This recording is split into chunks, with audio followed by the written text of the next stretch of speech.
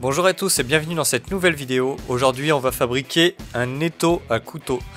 Donc c'est un étau spécialisé pour les couteliers. Donc aujourd'hui je vais vous faire la vidéo en voix off. Vous me direz dans les commentaires si ça vous plaît ou pas. Donc voilà, allez c'est parti. Donc on va avoir besoin de 2 tuyaux en acier pour la construction. Donc je vais découper tout ça à la disqueuse. Pour l'instant là je vais faire les traces au marqueur, voilà, donc j'ai besoin de 4 morceaux, 2 sections de chaque tuyau. Donc il faut que les tuyaux puissent s'emboîter, c'est le mieux. Là sur le mien il s'emboîtait pas forcément, donc j'ai dû reponcer un peu la surface pour qu'il s'emboîte vraiment parfaitement.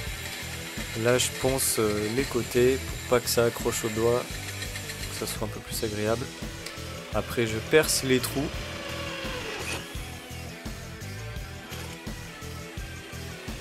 Et là où je vais souder des écrous pour pouvoir mettre des vis pour faire un système de serrage.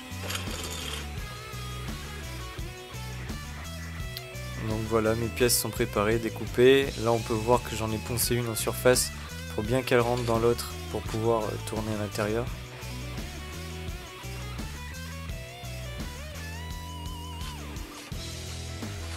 C'est important que le mouvement soit assez fluide en fait. Parce qu'en fait, à la fin de la construction, le mouvement était pas trop fluide, donc j'ai rajouté de la graisse au lithium de la marque Facom à l'intérieur. Et ça marche plutôt bien. Donc là, je vais m'occuper de la phase de soudage. Donc tout ce qui est soudure à l'arc. Donc j'ai pas pu filmer l'arc directement parce que ça m'aurait, je pense, ça m'aurait cramé la lentille de la caméra.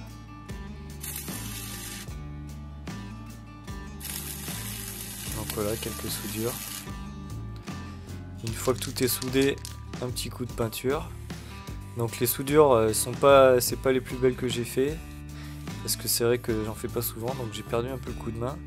Mais je les ai bien testés avec le poids de mon corps dessus et ça a vraiment pas bougé, donc ça a l'air assez solide en tout cas pour l'usage que ça va en avoir. Donc voilà, là je mets plusieurs couches de peinture.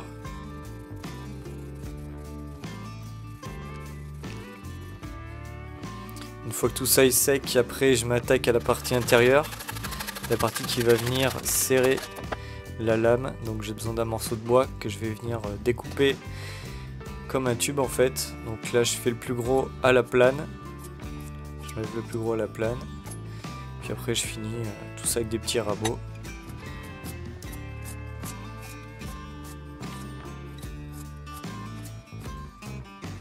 Donc ça fait pas mal de copeaux, hein. On peut voir.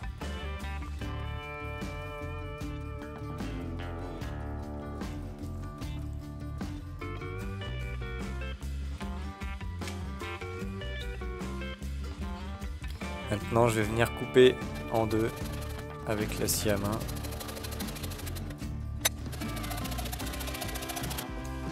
Voilà, maintenant que c'est coupé, on va venir aplanir tout ça comme il faut pour bien que la lame soit prise partout sur la surface, pareil.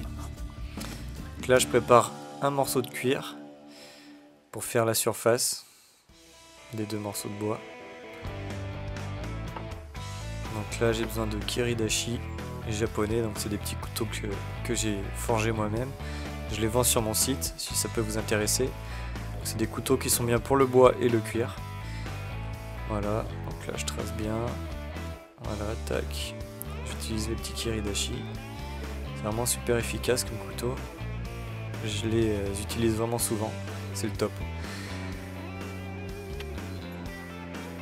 Donc après il va falloir que j'assemble le cuir et le bois. Donc je mets un peu de colle à bois sur le dessus. Voilà, je l'étale avec le doigt. Il n'y a pas de risque. Hop, et voilà. Après il n'y a plus qu'à attendre que ça sèche un peu. Et maintenant on est tout bon. Donc là on a toutes les pièces, on va pouvoir passer à l'assemblage. Donc là j'ai réutilisé des vis en fait que j'avais fabriquées il y a 2 ou 3 ans quand j'avais fabriqué mon premier backstand artisanal. Donc j'ai repris ces vis là pour recycler, voilà. Donc j'ai laissé la couleur d'origine bleue des vis, comme ça ça me rappelle l'ancienne fabrication. Donc voilà, là j'assemble les morceaux de bois avec le cuir qu'on met à l'intérieur, comme ça dans le tube. Donc l'étau peut pivoter à gauche et à droite sans souci. Normalement je devrais pas utiliser cette fonction pour l'instant, mais on sait jamais, ça peut toujours servir. Donc après voilà, je vous montre comment ça marche. Donc tout simplement on met la lame au milieu des deux morceaux de bois. On cale bien la lame comme il faut, après on visse pour serrer le morceau de bois sur la lame. Et puis après on peut venir poncer notre manche. Donc l'intérêt de cet étau, c'est qu'on peut venir le pivoter pour vraiment poncer toutes les faces du manche comme il faut. Ça on peut pas le faire avec un étau classique.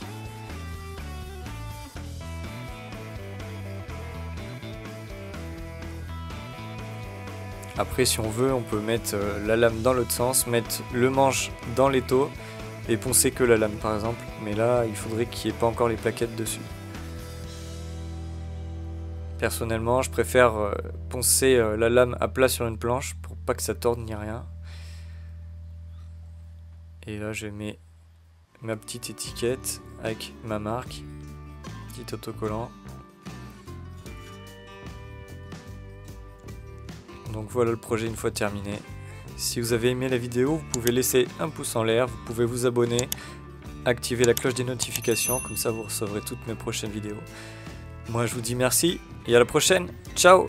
Vous pouvez me suivre sur Facebook et Instagram, c'est @laforgeduronin. Vous pouvez vous abonner et sinon vous pouvez aller voir mes autres vidéos. Allez, salut!